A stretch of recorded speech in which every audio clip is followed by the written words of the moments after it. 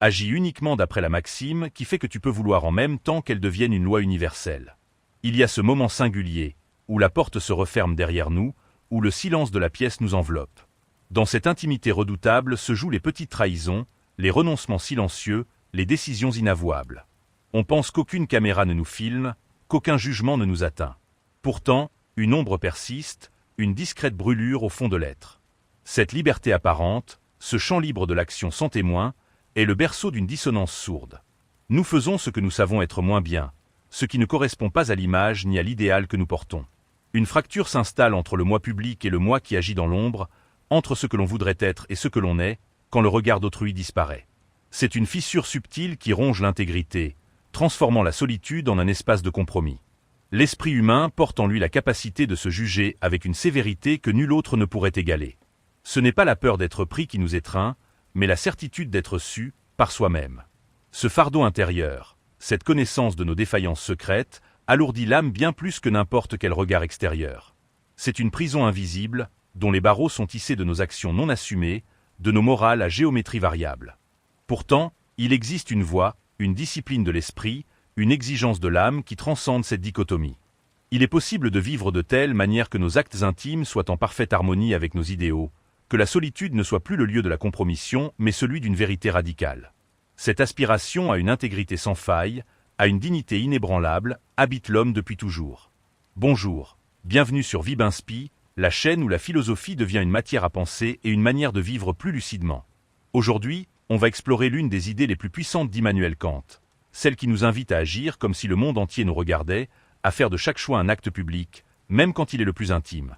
Cette proposition kantienne n'est pas une injonction à la paranoïa, ni un appel à la performance. C'est plutôt une invitation radicale à réaligner notre être profond, à refuser la division et à embrasser une responsabilité universelle. Le penseur de Königsberg, avec la rigueur d'un horloger, a déconstruit les mécanismes de notre conscience morale pour nous offrir une boussole d'une précision redoutable. Il ne s'agit pas de savoir ce que les autres attendent, mais ce que l'humanité, en nous, attend de nos actions. C'est une exploration qui nous mènera au-delà des convenances sociales, de la morale utilitaire. Nous plongerons dans l'exigence d'une éthique pure, d'une bonne volonté qui ne se laisse pas corrompre par le gain, la peur ou l'espoir d'une récompense. L'idée est de découvrir comment cette philosophie, si souvent perçue comme austère, révèle un chemin vers une liberté authentique, une dignité inaltérable et une paix intérieure qui ne dépend pas des circonstances. Nos actions modestes peuvent résonner avec l'ordre le plus grand, notre intégrité personnelle devenir le reflet d'une loi universelle. Le défi n'est pas mince, car il nous demande de regarder en face nos faiblesses, nos rationalisations faciles et nos nombreuses excuses. Il nous invite à une révolution silencieuse, une transformation qui s'opère dans le secret inviolable de notre propre conscience. C'est là, dans cette solitude absolue, que nous sommes appelés à devenir les architectes d'une humanité meilleure, à travers la seule puissance de notre volonté, si elle choisit de vouloir l'universel. Nous sentirons comment la pensée de Kant est un appel vibrant à la noblesse de l'esprit, une célébration de la capacité humaine à se donner une loi qui transcende les instincts et les désirs. Ce cheminement nous montrera que l'éthique est une libération, la plus profonde des libertés possibles, celle de s'arracher à la contingence pour s'ancrer dans l'universel. La promesse est une conscience apaisée, une force intérieure qui ne vacille pas, une dignité qui rayonne, quelles que soient les épreuves. Il est facile de justifier, en silence, ces petites entorses à nos propres principes. Quand personne ne regarde, la tentation de céder à une facilité, à un petit arrangement avec la vérité, devient une voix douce et persuasive. On se dit que ce n'est pas grave, que cela ne nuit à personne, que l'exception est permise. Une petite tricherie dans un jeu, un mensonge par omission pour éviter une confrontation, un travail bâclé parce que la date limite approche et que l'effort est invisible. Ces glissements imperceptibles s'infiltrent dans les interstices de notre quotidien, bâtissant une architecture de compromis dont nous sommes les seuls architectes et les seules victimes. Chaque fois que nous agissons de cette manière, un léger tremblement parcourt notre intériorité. Ce n'est pas la peur d'être découvert par autrui, mais une sourde déception envers soi-même. C'est comme si nous regardions notre propre reflet dans un miroir trouble, où l'image idéale de nous-mêmes commence à se brouiller. Le malaise n'est pas extérieur, il est intrinsèquement lié à la perte de cohérence, à cette dissonance entre l'être que l'on se sait capable d'être et l'être que l'on choisit de devenir dans l'ombre. Cette fracture s'élargit progressivement, et avec elle, la sensation d'une intégrité fissurée, d'une autonomie qui se dissout. Kant, avec une clarté redoutable, a mis en lumière cette faiblesse fondamentale de la volonté humaine.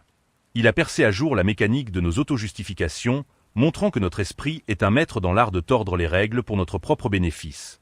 Face à cela, il nous oppose une exigence radicale, la bonne volonté. Pour lui, la valeur morale d'une action ne réside ni dans ses conséquences, ni dans les sentiments qui la motivent, mais uniquement dans la pureté de l'intention, dans le fait d'agir par devoir, et non simplement conformément au devoir. Imaginez quelqu'un qui aide une personne âgée à traverser la rue.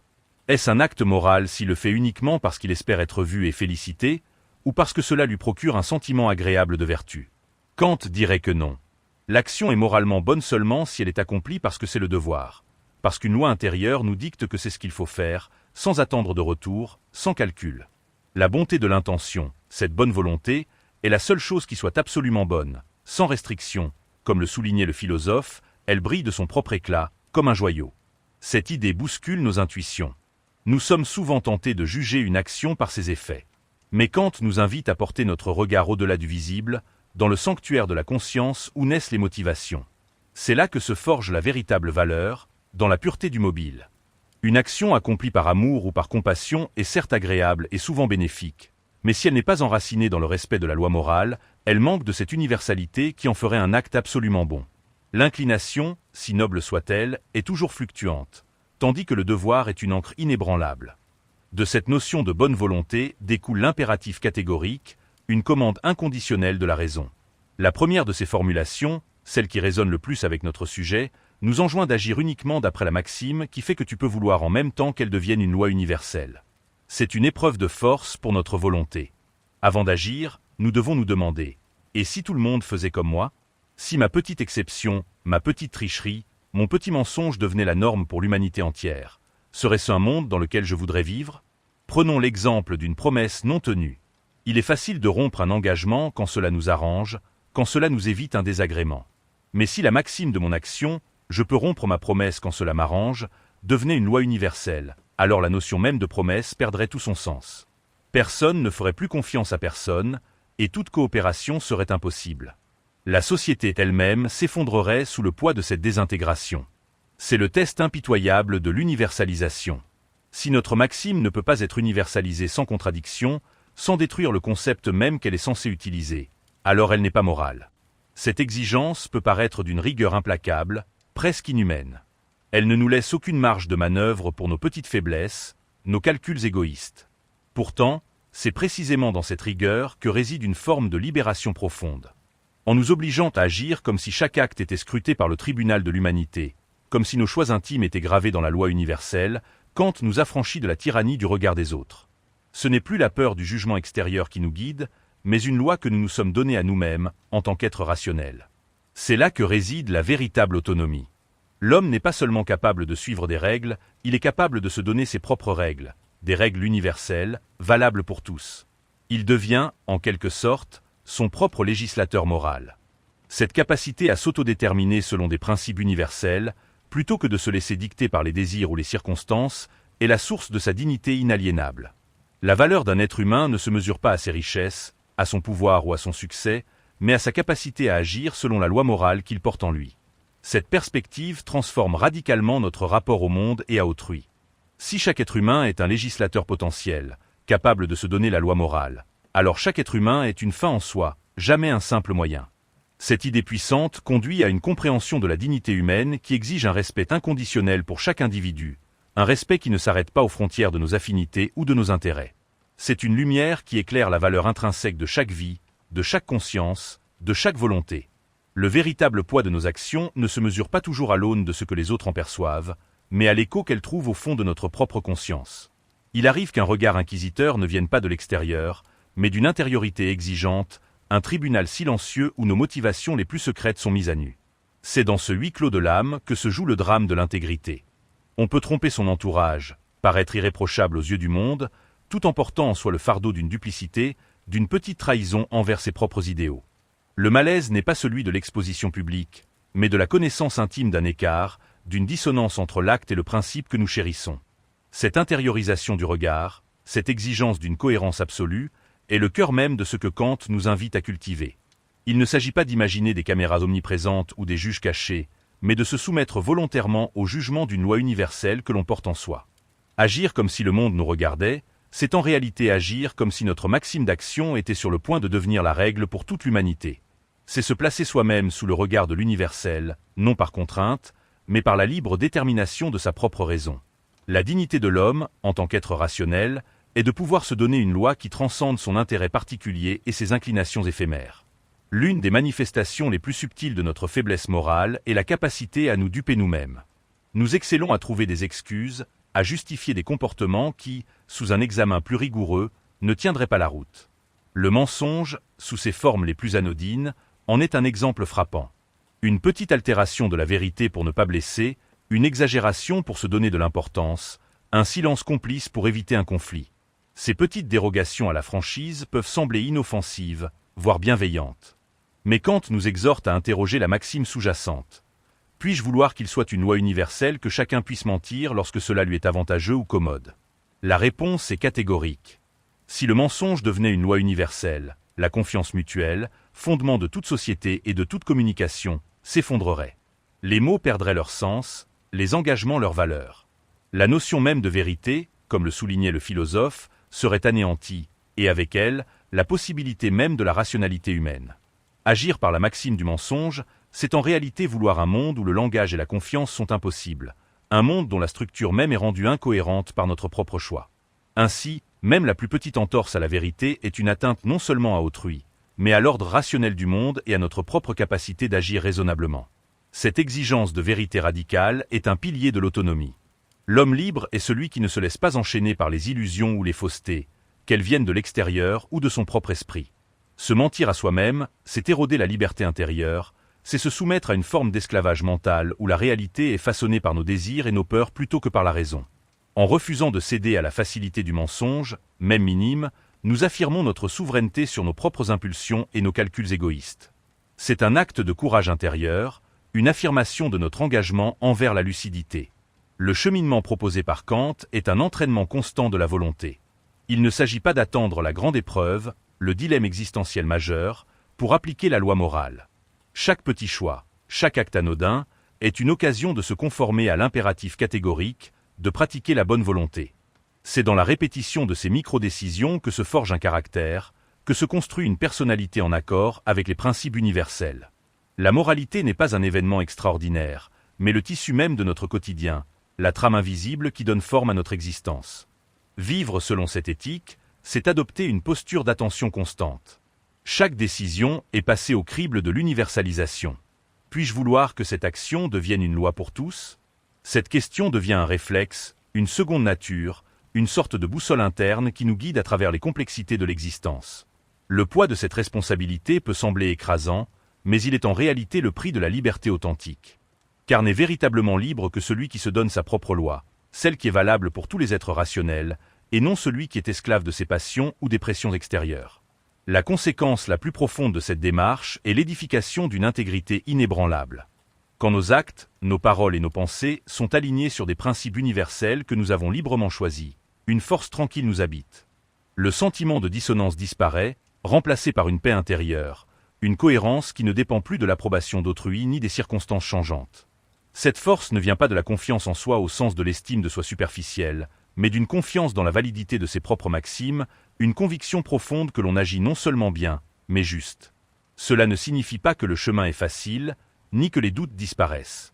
Les situations complexes, les conflits de devoir, les inclinations puissantes continuent de se présenter. Mais l'individu qui s'est exercé à la rigueur kantienne dispose d'un cadre solide, d'un point d'ancrage. Il ne navigue plus à vue, au gré des vents et des marées de ses émotions, mais dispose d'une étoile polaire, d'un cap clair.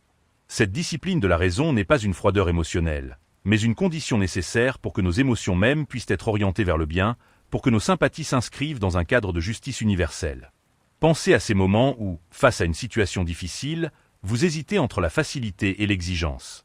C'est l'appel du confort immédiat contre la voix plus ténue de ce qui est juste.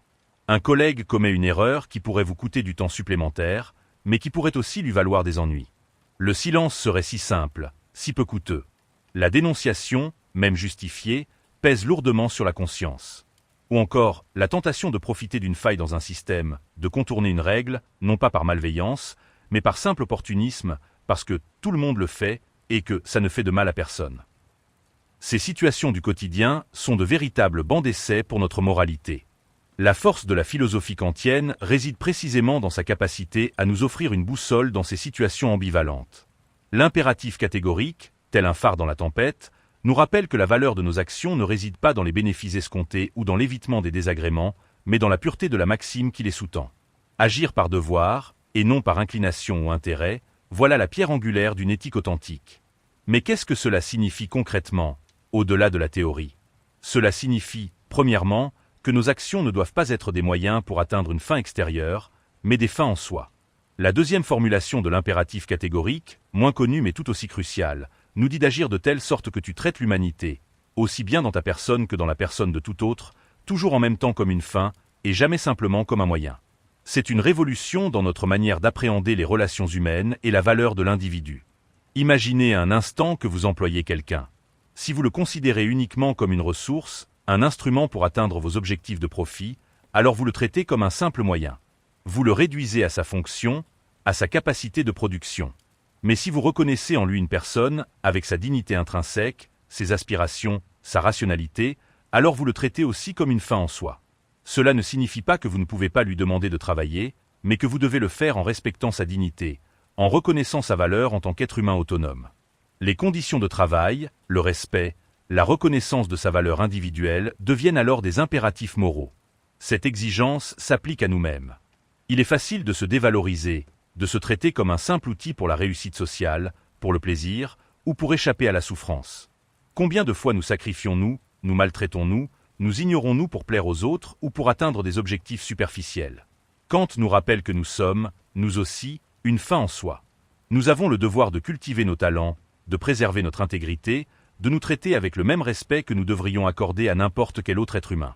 Le suicide, dans cette perspective, est une contradiction morale suprême, car il utilise la personne comme un moyen d'échapper à la souffrance, niant sa valeur intrinsèque et irréductible. Le respect de l'humanité en nous et en l'autre n'est pas un sentiment, mais un devoir. Il ne dépend pas de l'affection que nous portons à quelqu'un, ni de son utilité, ni de ses qualités. Il est inconditionnel, universel, car il découle de notre commune capacité à être des êtres rationnels, capables de se donner la loi morale.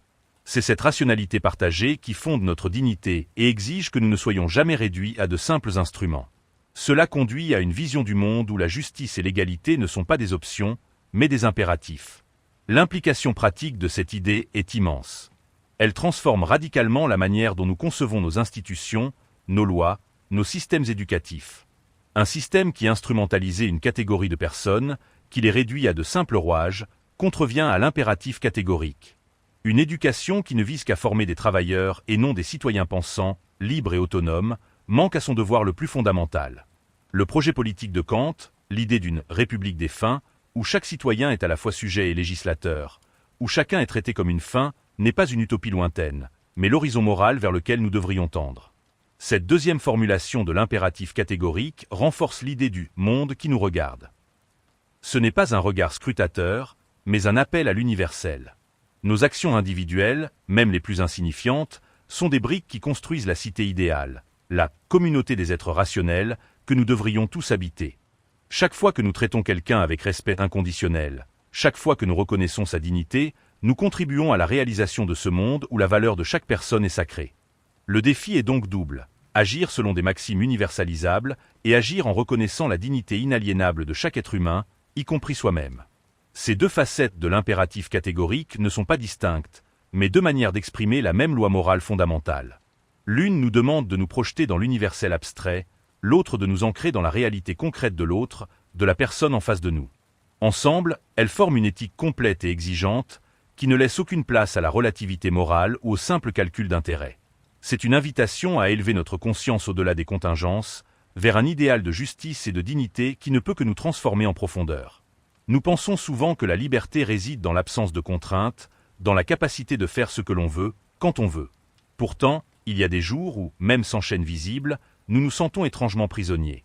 Prisonniers de nos propres désirs compulsifs, de l'impulsion du moment, de la peur du jugement, ou de cette quête incessante de validation extérieure. Le matin, on se jure d'être plus productif, de résister à la distraction, mais l'après-midi, la promesse se dissout, emportée par la facilité d'une navigation sans but ou la séduction d'un plaisir éphémère.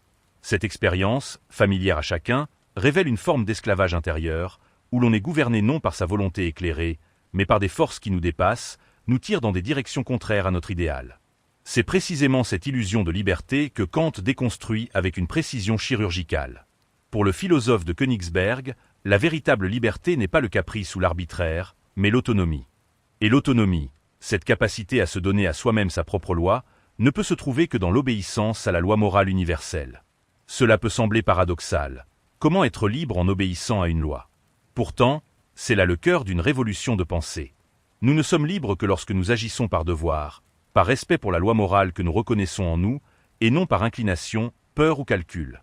L'individu est libre quand il se libère des déterminations extérieures, des impératifs hypothétiques qui nous disent « si tu veux A, alors tu dois faire B ». Ces impératifs sont toujours conditionnels, toujours subordonnés à une fin extérieure, et nous rendent esclaves de cette fin. Si je suis honnête pour obtenir une récompense, ma liberté est conditionnée par le désir de cette récompense.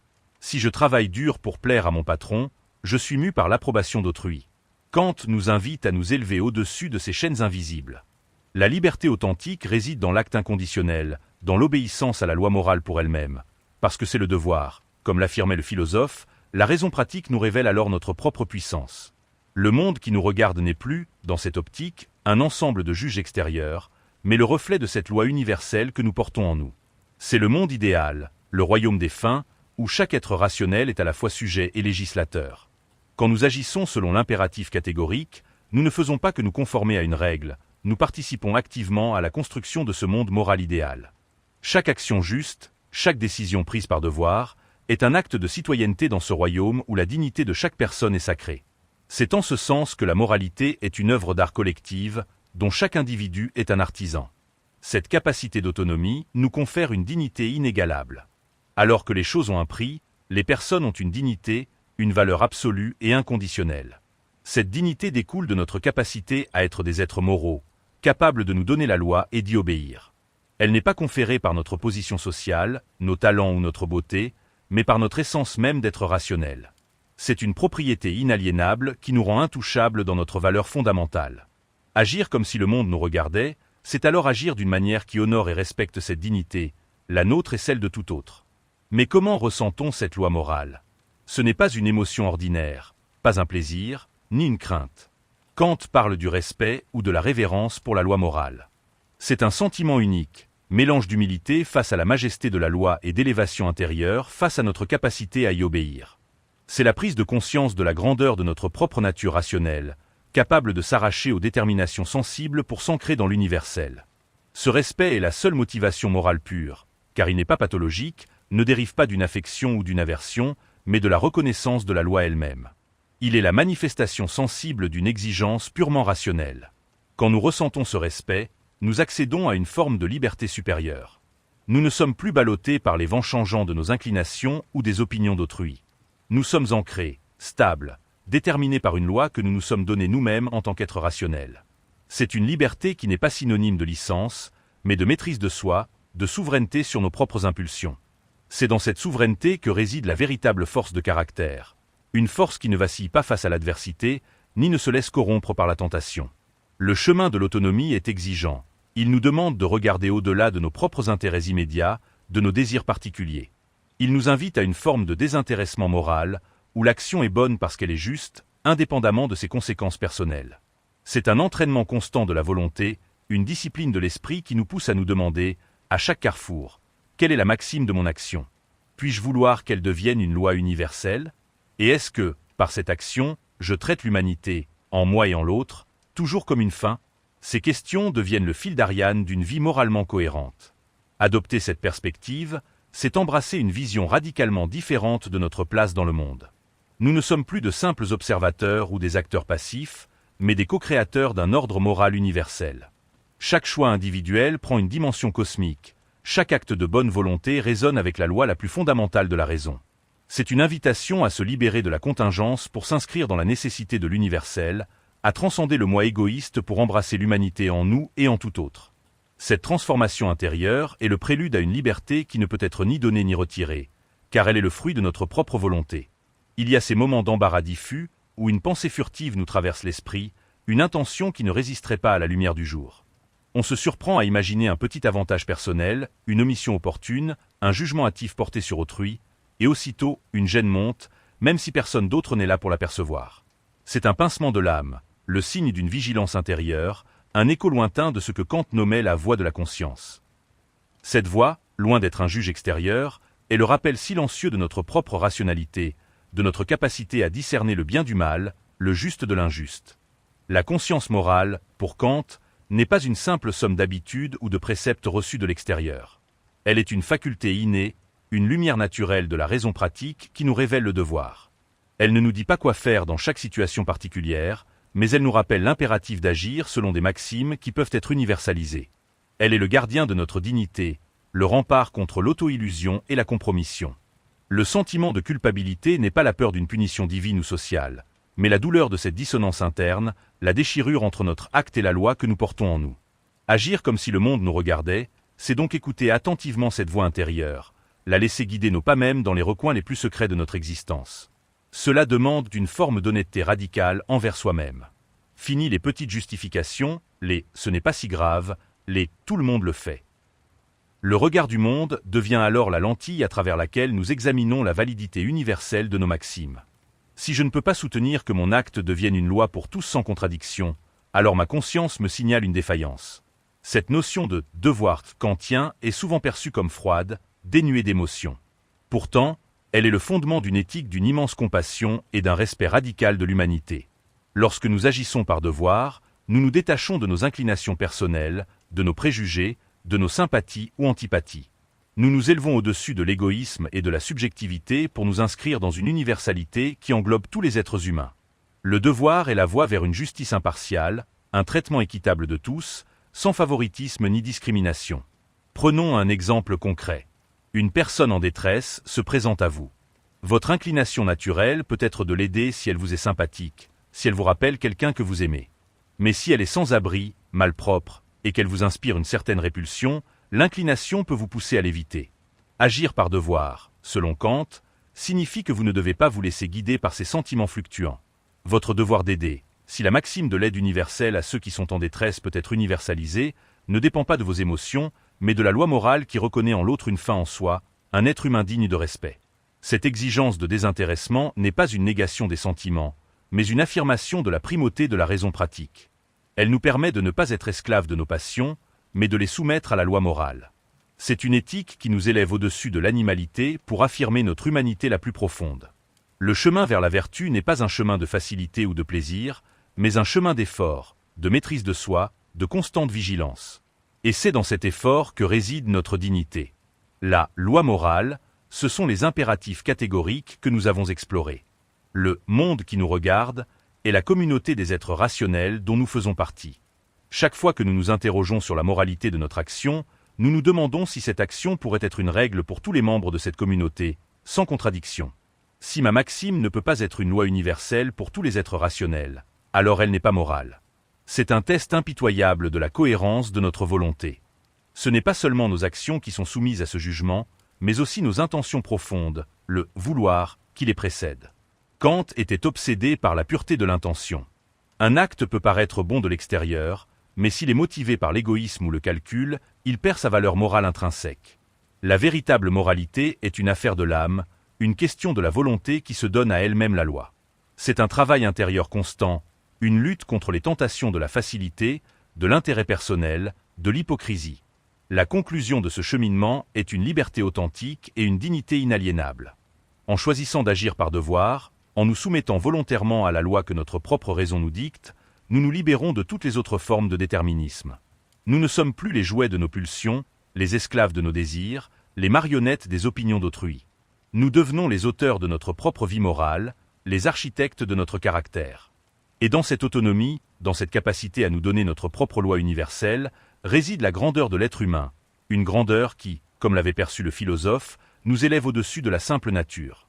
La paix intérieure qui en résulte n'est pas une absence de conflit, mais la sérénité d'une conscience en accord avec elle-même, une intégrité qui ne craint aucun regard, car elle s'est déjà soumise aux plus exigeants d'entre eux. Nous avons tous cette image, peut-être héritée de l'enfance, d'un Dieu omniscient ou d'un œil qui voit tout, jugeant chaque pensée et chaque action. Cette surveillance extérieure, souvent associée à la peur de la punition, peut nous pousser à nous conformer, non par conviction, mais par crainte.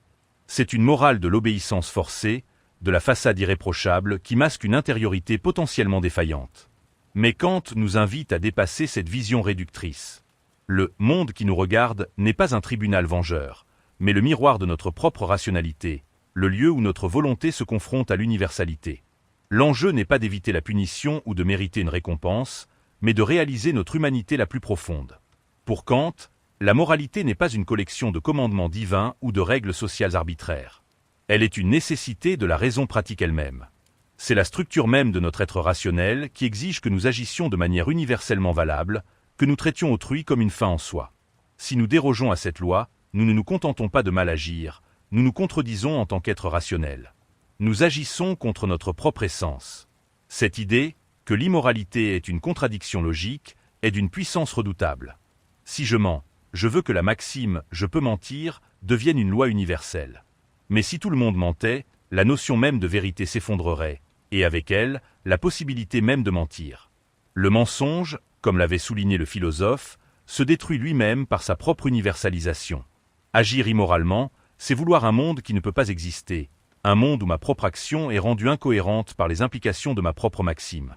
Le poids de cette cohérence nous place face à une responsabilité écrasante et libératrice à la fois. C'est écrasant, car il n'y a pas d'échappatoire, pas de petite zone grise où la moralité serait suspendue. Chaque acte est soumis au tribunal de l'universel. C'est libérateur, car cela nous affranchit de la relativité des cultures, des opinions, des sentiments. La loi morale est la même pour tous les êtres rationnels, en tout temps et en tout lieu. Elle est un fondement inébranlable sur lequel nous pouvons bâtir notre existence. Ce concept de « l'homme comme fin en soi » est particulièrement pertinent ici. Si chaque individu est une fin en soi, alors la valeur de chaque vie est absolue. La vie humaine n'a pas de prix, elle a une dignité. Cette dignité est inviolable, imprescriptible. Elle exige que nous ne traitions jamais un être humain, pas même nous-mêmes, comme un simple moyen pour atteindre un objectif, aussi noble soit-il. Une société juste est une société qui reconnaît et respecte cette dignité inhérente à chacun. Cette reconnaissance de la dignité universelle est le ferment d'une véritable compassion, mais une compassion rationnelle, non sentimentale. Elle ne dépend pas de l'émotion du moment, de la sympathie que nous inspire quelqu'un, mais de la reconnaissance que l'autre est, comme moi, un être rationnel capable de moralité, et donc digne du plus profond respect. C'est une compassion qui s'étend à tous, sans distinction de race, de genre, de richesse ou de statut. C'est une exigence de justice universelle. Le rôle de l'éducation, dans cette perspective, est fondamental. Il ne s'agit pas seulement de transmettre des connaissances, mais de former la volonté, d'éveiller la conscience morale. Éduquer, c'est aider l'individu à découvrir en lui-même cette loi morale, à comprendre sa nature d'être autonome et législateur. C'est lui donner les outils pour penser par lui-même, pour juger la moralité de ses actions selon des principes universels, plutôt que de se contenter de suivre aveuglément les codes sociaux ou les injonctions extérieures. L'enfant, comme le disait Kant, doit être éduqué non seulement pour le présent, mais pour un monde meilleur à venir. La tension entre nos inclinations et notre devoir est une constante de l'existence humaine. Nous sommes des êtres sensibles, avec des désirs, des passions, des besoins. Et nous sommes des êtres rationnels, capables de se donner des lois universelles. La vie morale est cette lutte constante, cette oscillation entre les deux pôles de notre nature. La vertu n'est pas l'absence de désir, mais la maîtrise du désir par la raison. C'est l'effort constant pour que notre volonté choisisse le devoir, même quand l'inclination nous pousse ailleurs. Dans cette perspective, le monde qui nous regarde n'est pas une menace, mais une opportunité.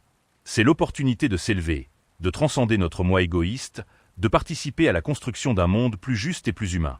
Chaque acte moral est une affirmation de notre liberté, une preuve de notre dignité. C'est en agissant comme si nos choix intimes avaient une portée universelle que nous donnons un sens profond à notre existence, que nous faisons de chaque instant une contribution à l'édifice de l'humanité. Cette discipline de l'esprit est le chemin vers une paix intérieure qui ne dépend pas des vicissitudes du monde, mais de la pureté de notre propre volonté. Il y a cette force étrange qui nous pousse parfois à faire ce qui est juste, même quand cela nous coûte, même quand personne ne nous en remerciera, même quand l'alternative facile est à portée de main. C'est le moment où, face à une injustice, un mensonge évident, une lâche complaisance, quelque chose en nous se redresse. Une impulsion non pas dictée par la peur ou le désir de reconnaissance, mais par une conviction profonde que ça, c'est ce qu'il faut faire.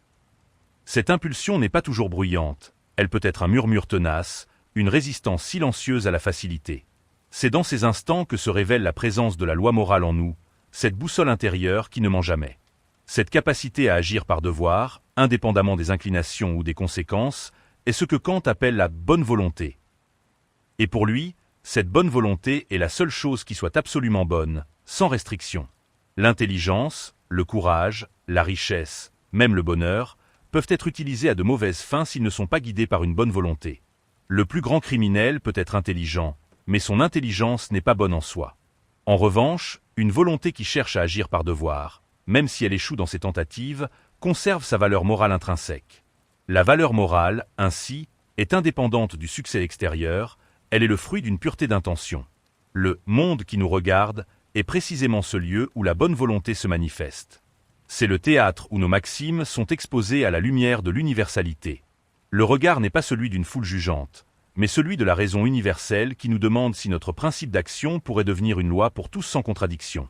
C'est une épreuve de clarté et de cohérence. Si je fais une promesse avec l'intention de la rompre si cela m'arrange, ma maxime, je peux faire des promesses que je ne tiendrai pas si cela m'est utile. Si cette maxime était universelle, le concept même de promesse s'effondrerait. Agir par bonne volonté, c'est ne pas vouloir de contradiction dans sa propre volonté. Cette exigence de cohérence interne est le fondement de la dignité humaine. L'être humain est digne de respect non pas pour ce qu'il possède, ni pour ce qu'il fait, mais pour ce qu'il est, un être rationnel capable de se donner la loi morale et d'y obéir. Cette capacité d'autonomie, cette faculté de s'arracher aux déterminations sensibles pour agir selon la raison, est ce qui nous distingue des animaux et des choses.